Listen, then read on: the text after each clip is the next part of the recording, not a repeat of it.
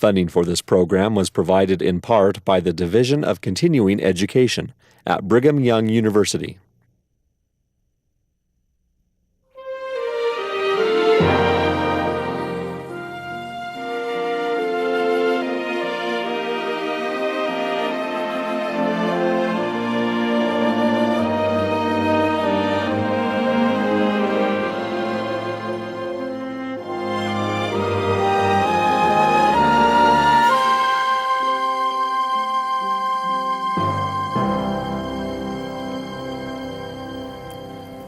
Welcome again to our roundtable discussions on the Scriptures of the Church of Jesus Christ of Latter-day Saints. We're studying the Doctrine and Covenants. I'm Professor Brent Top of the Department of Church History and Doctrine, and with me are other members of the faculty of the Department of Church History and Doctrine in Religious Education here at Brigham Young University. On my far right is Professor Dean Garrett. Next to Brother Garrett is Professor Alex Baugh, and next to Brother Baugh is Sister Mary Jane Woodger. All are professors of church history and doctrine. Well, let's begin with section 50. I think as we want to talk about section 50 and a little bit of section 52 fits in here, what's happening historically that brings about this revelation? In fact, I think one of the things that every reader of the Doctrine and Covenants needs to look at before they just dive right into the revelation is ask, what brings this revelation? I think we can do much the same thing in General Conference today when we listen to the brethren teach us, is we ought to ask, what's going on in the church that's bringing this about? And so, Dean, why don't you tell us what's going on in the church that causes the prophet to seek this revelation from the Lord? Well, they're having a really difficult time. Some of them are having a difficult time trying to figure out what is of God and what is the devil, particularly when it comes to some of the expressions of the Spirit and doctrines that they're hearing and things of that nature. If you look at the background for section 46, you see some of that. You see it in section 49 somewhat, and you see it especially here in section 50. And the elders have been out working with the members and the branches and seeing some really unique expressions and contortions and foaming at the mouth and that type of thing being done under the guise of the Spirit. And they come back into Joseph and they say, what do we do with this? What are we supposed to do with this? And so the prophet will approach the Lord and receive this revelation on behalf of these elders as they come back in from these branches. And section 50 will help them understand, know the difference between that which is of God and that which is not of God. And this section helps us a lot so we will not be deceived, because in verse 3 he says, Satan has sought to deceive you that he might overcome you. And so the Lord is going to warn them here to be careful, to look out for the hypocrites and the deceivers among them. Yeah, in fact, I love that in verse 2 there where it says there are many spirits, just like when we talked about in section 46, there are many gifts, some counterfeit as well as the things of God. You know, Parley P. Pratt talks about some of the terribly unbecoming things that were going on among the members of the church, and that they were passing it off in the name of religion or spirituality. And that's why I like the word over in verse 6, where it says, woe unto them that are deceivers, but then that next word, hypocrite. The word hypocrite actually in Greek means a play actor, an actor that is playing a role. And that really becomes important because we tend to think it's a person that isn't really measuring up to a standard, and that's part of it. But he's saying there are people that are pretending to be spiritual, pretending to be guided by the Spirit in their lives when they're not at all. And some may not even know, but Satan is seeking to destroy them in this regard.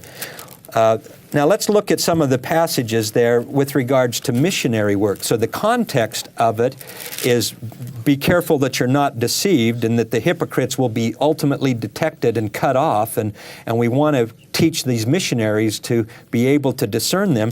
But I think as we turn the page over, what is their responsibility? Look in verse 13 and 14. Brother Garrett just got home from being a mission president, but I think you had to remind those elders and sisters that they weren't there to be taught by other people. What's the Lord saying here? Well, he kind of chastises these elders who are coming in. He's saying, what were you ordained to do? And then he doesn't. That's a rhetorical question, because he's going to tell them. He says in verse 14, you're ordained to teach my gospel by the Spirit, even a comforter which is sent forth to teach the truth. Now notice, you're not only just to teach the gospel, you're to teach the gospel by the Spirit, the comforter, which was sent forth to teach the truth. So what you're going to be teaching then will be the truth as revealed by Him, because He's going to He's going to give you the comfort to teach, not just go out to teach, but to teach by the Spirit. Right, and in fact, it's directly in the context of these false spirits that are coming about, that you have to not be a deceiver, not be a hypocrite. You can't just play act spirituality here. You've got to teach the gospel of Jesus Christ by the power of the Spirit. Well, I think you can apply it just not to missionaries also, but to all of us that are teachers in the church. There's some wonderful doctrine here that when you're in a gospel setting, I look at verse 22. If you're really being led by the Spirit and you're teaching truth, then he that preacheth and he that receiveth, they'll understand one another, both be edified, and they'll rejoice. It should be a positive, wonderful experience. And then if you come over to 33, the Lord says, look, in our church, we're not going to rail on people. Neither are we going to boast, but or rejoice, but we are going to teach the gospel in the way that the Lord had it in mind. And he gives, in section 42, the law of teaching, and then here he tells you how to fulfill that. Yeah, and I find that interesting, too, in the context of teaching and missionary work, is we're not going to do these unseemly things that are out in the world, even in the name of religion. President Faust often uses the example that sometimes in our zeal to win an argument, we actually destroy the Spirit and leave ourselves wide open for deception. And I really think that's one of the things that is being talked about here in Section 50. Section 50 also has some interesting things in contrast to the false spirits. I really love over here in verse 24, even back in verse 23, when he's giving us a little guide as to how to tell the difference between these false spirits and false things and things that are of the devil as opposed to things of the Lord. I love that phrase in verse 23, that which does not edify is not of God. God isn't about tearing down. God is about building up and lifting and strengthening, and that rejoicing that you talked about. Even sometimes when you have a teacher in the church who says, I'm going to be the devil's advocate for a minute. Who'd want to be his advocate? The Lord says it doesn't edify, don't do it. Right, It's and in fact, notice, and then he says, because that which is of God, in contrast to darkness, is of light. And it fills us with light if we continue with God. And then come down to verse 28 and 29. I just love this because he's giving some power to missionaries and teachers that have seen these false spirits out there. No man is a possessor of all things except he be purified and cleansed of all sin. You can't be a hypocrite, but if you are purified and cleansed from all sin, ye shall ask whatsoever you will in the name of Jesus, and it shall be done. Boy, there's some pretty strong power that the Lord is promising his missionaries, that if they will seek the Spirit and be purified of sin. I think this also has an awful lot of application to every member of the church. We sometimes get confused as to what's going on in society and whether or not it is of God or not of God, whether or not we should be involved or not involved. He's given us an interesting way to figure that out. If it edifies me, then I'm told, and it comes from that light and truth, and I can follow. I can feel confident. But if whatever it is, whether it's no matter how popular that movie might be, or how popular the activity might be, or the book that's being offered to me to read, or whatever it is, if that book does not edify me, then I know it's not of God, and therefore I know this of the other source, and I ought to leave it alone. In fact, if you go over to verse in section 52, there's a very interesting verse there that brings that same principle that the Lord is establishing in section 50 back into play there. And Alex, why don't you read verse 14 for us? Again, I give unto you a pattern in all things, that ye may not be deceived, for Satan is abroad in the land, and he goeth forth deceiving the nations. And now he gives the characteristics of the true servant of God. Wherefore he that prayeth, whose spirit is contrite, the same is accepted of me if he obey mine ordinances. He that speaketh, whose spirit is contrite, so meekness here, and he brings this out, whose language is meek and edifieth, there it is again, the same is of God if he obey mine ordinances. You notice, let me just interject there. You notice in several of those verses there, that big little word, if. I mean, I mark those in my scriptures. Several times he gives some things kind of like cause and effect, but that if, I sometimes say to my students that it's only 2 letters, but it's a big word. Okay, It's still conditional. Absolutely. And again, he that trembleth under my power shall be made strong, shall bring forth fruits. Important there, his works, his efforts will bring forth good things. Of praise, of wisdom, according to the revelations and truths which I have given you. And again, he that is overcome and bringeth forth not fruits, even according to this pattern, is not of me. Wherefore, by this pattern ye shall know the spirits in all cases under the whole heavens. You know, I think that's the very guide that the Lord has given. So when you see the false doctrines out there, when you see the false practices, when you see the things that tear down or repress the Spirit, we can rest assured that the Lord has given us the pattern. And I just love that word, the pattern. But it's conditional.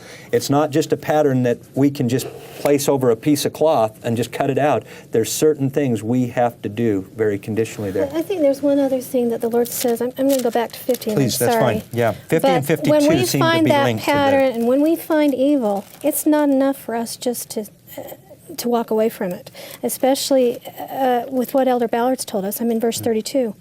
It shall be given unto you power over that spirit, and you shall proclaim against that spirit with a loud voice, this is not of God.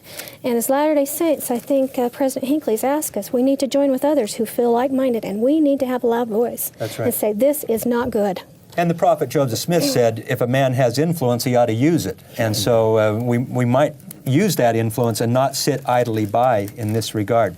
Notice, interesting, in section 50, he's talking about how do you know ideas and philosophies and things that you read and hear and talk about.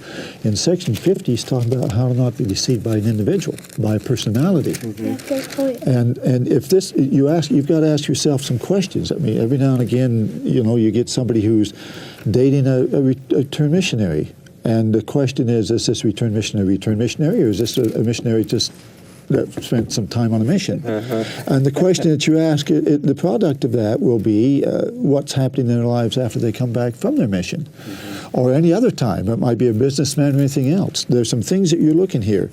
Does he pray? And if so, what type of spirit does he pray with in section 52? And does he obey his ordinances? That's repeated twice. What's the person's attitude? What's her attitude? Giving heed, doing the things which you have received. What's his attitude towards the ordinances and the baptism and the sacrament and the temple? And what's her language like, or his language like? Is it meek, and does that language lift and edify, or is it constantly put down? Coarse as well. Yeah.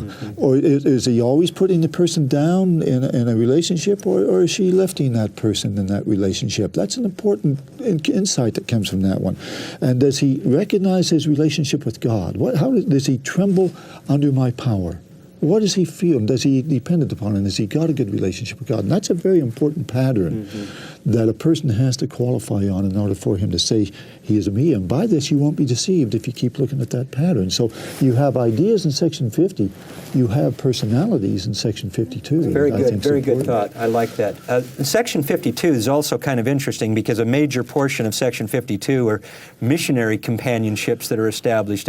What's happening, Alex, and historically here during this time frame that maybe would help us to better understand the counsel that the Lord is giving through the prophet Joseph Smith at this? Okay, this is the first conference of the church held in Ohio. And the eastern branches, Colesville, Fayette, and the Manchester branch have arrived. From New York. From New York. They're here, and they've held a conference. It's been an incredible conference, 3 days. And in section 52, the Lord instructs Joseph and Sidney and 28 other missionaries, 14 other missionary pairs, now to go hold a conference down in Missouri. And I think they're kind of excited because he tells them. What's been happening in Missouri previous to this? Anything? Sure. The missionaries to the Lamanites have been laboring down there. And the Lord told them in section 28 that the city of Zion is located on the borders by the Lamanites where you're going to go on this mission.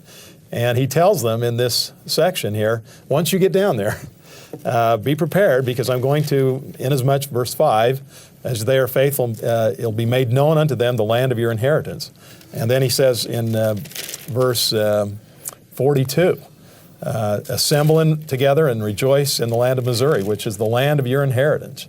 And he's preparing them for the fact that he wants to show them where Zion is and where the holy city is going to be located. So this is really setting the stage for some major revelations that we're going to read about in subsequent sections. So But before we leave that, I think there's some great counsel there, not only for missionaries, for these 28 missionaries, but for everybody in the church. And I think it ought to guide us in our teaching of our families, as well as in our classes and quorums and organizations in church. Look at the counsel that's given in verse 9. I love verse 9 and verse 36. In fact, I've drawn an arrow between the two. There's some really good counsel there. It says, let them journey from thence, and it doesn't matter where your thence is or where your destination is.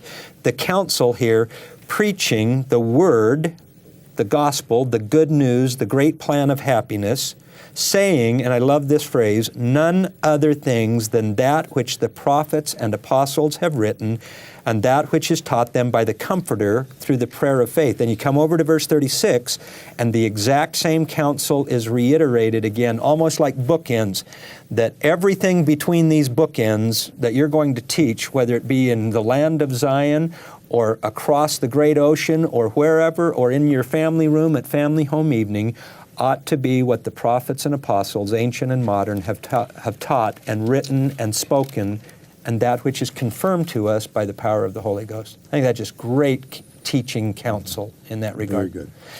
I want to just real quickly, Alex or Dean, tell us what's happening in section 53 and section 55, because they're really just very, very brief sections, and I think we could just spend 30 seconds talking about who these people are and what the revelation is.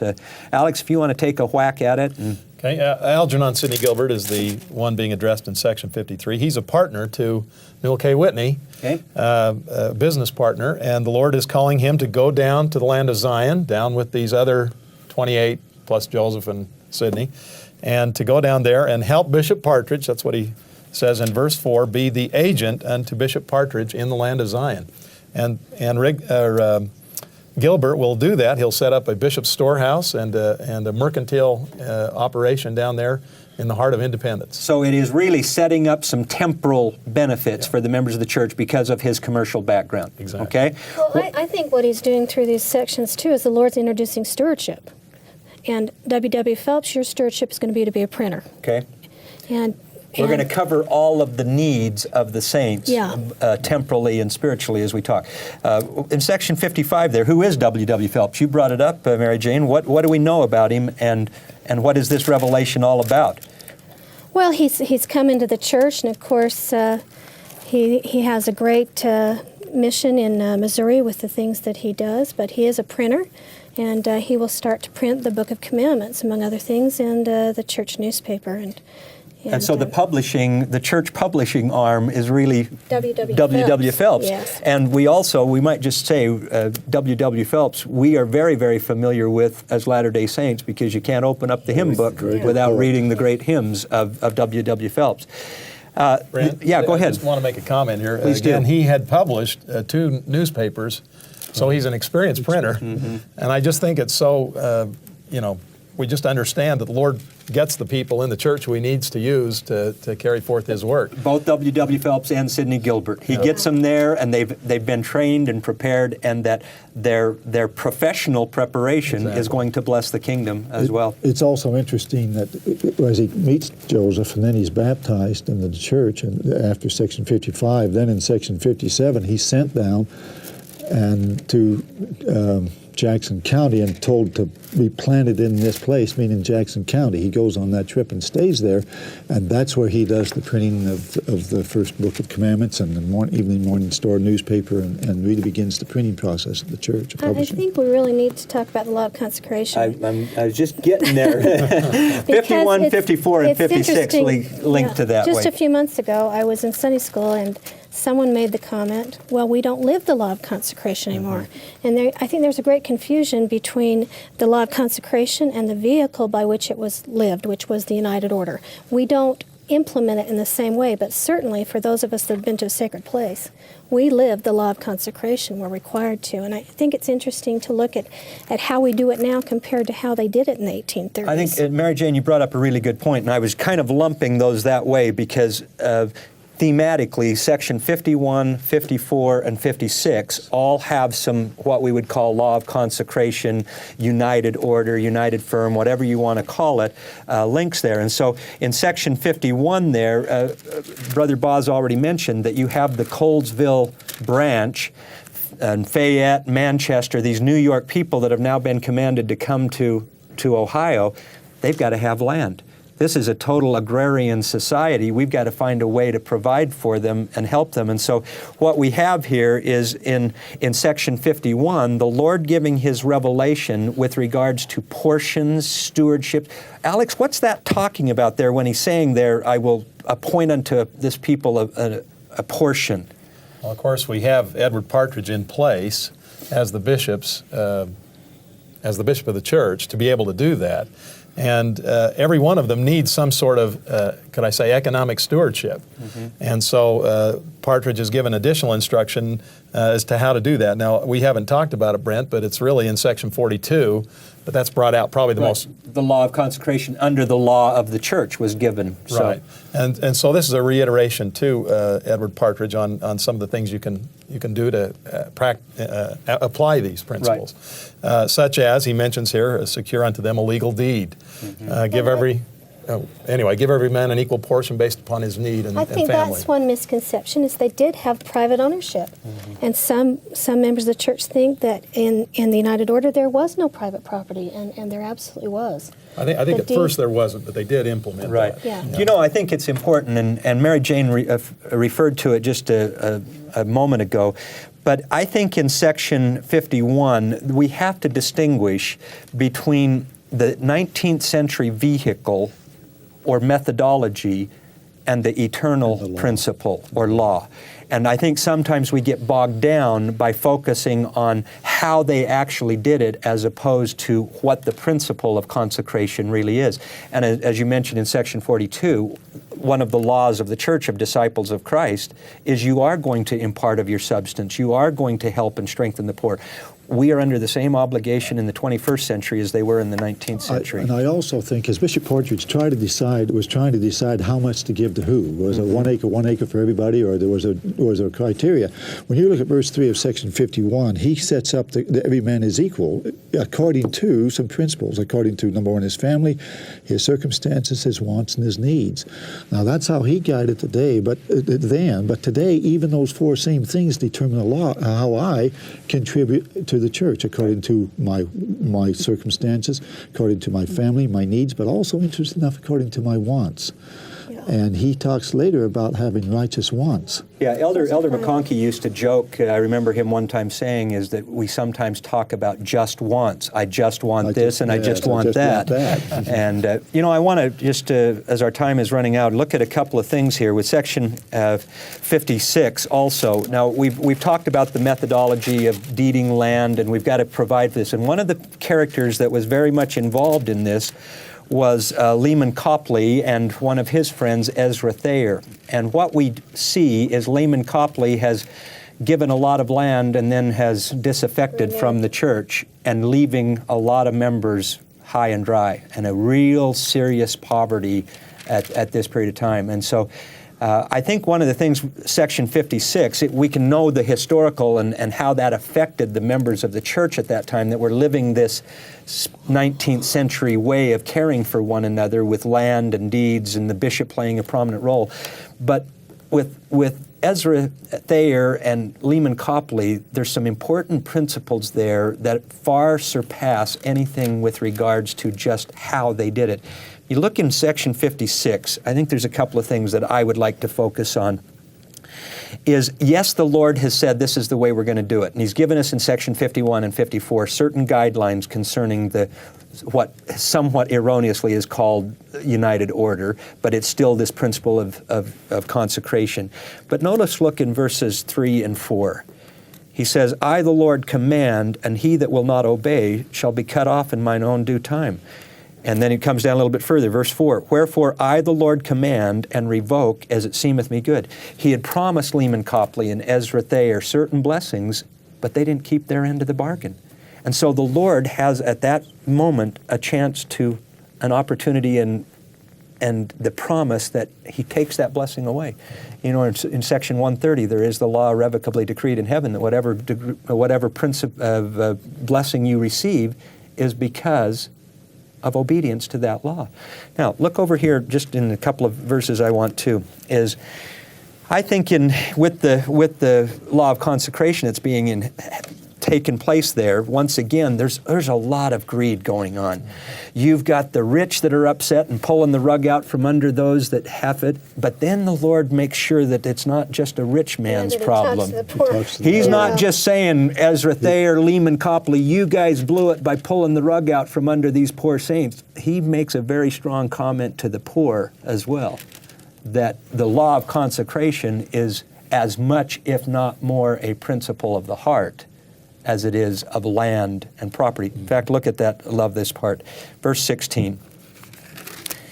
Woe unto you rich men that will not give your substance to the poor. Now, we could certainly say historically, Lehman Copley, Ezra Thayer. You know, there we go. But for all of us, he says, for your riches will canker your soul, and this shall be your lamentation in the day of visitation and of judgment and of indignation, and the harvest is past, the summer is ended, and my soul is not saved. But then this point right here, woe unto you poor men whose hearts are not broken, whose spirits are not contrite, whose bellies are not satisfied, whose hands are not stayed from laying hold upon others' men's goods, whose eyes are full of greediness.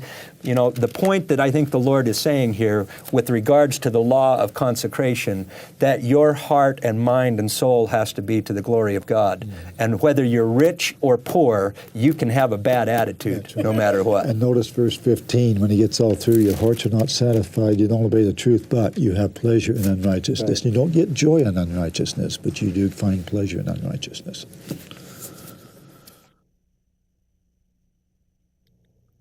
Visit our website to find out more about the Doctrine and Covenants. Go to byubroadcasting.org.